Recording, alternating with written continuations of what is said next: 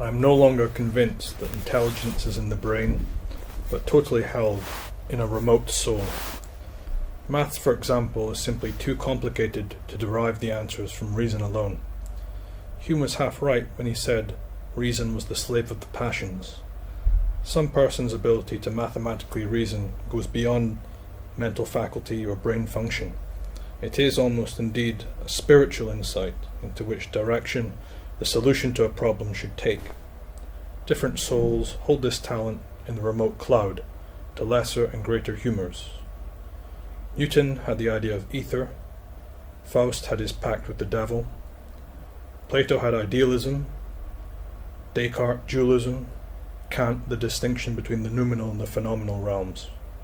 Great thinkers all point towards the fundamental idea of the origins of thought, lying beyond our empirical reality.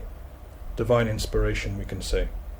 We might therefore say that the intellect is a moral faculty, insofar as our ability to ascertain truth stems not from our IQ or brain capacity, which only gives us answers to a very narrow set of problems, but rather, truth emerges in contemplation and union with the Holy Spirit, which gives us knowledge beyond our deductive capacities, and which indeed grounds and makes possible the very transcendent laws of logic, and make the operation of logic itself a constant.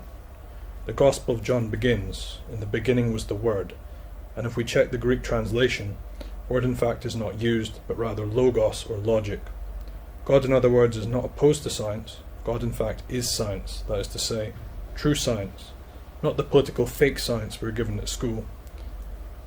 Jesus Christ is the human psychological representation of that logic, how we ought to behave as humans when we bind ourselves to the logical operation of truth, and so achieve harmony and purpose for which we are designed.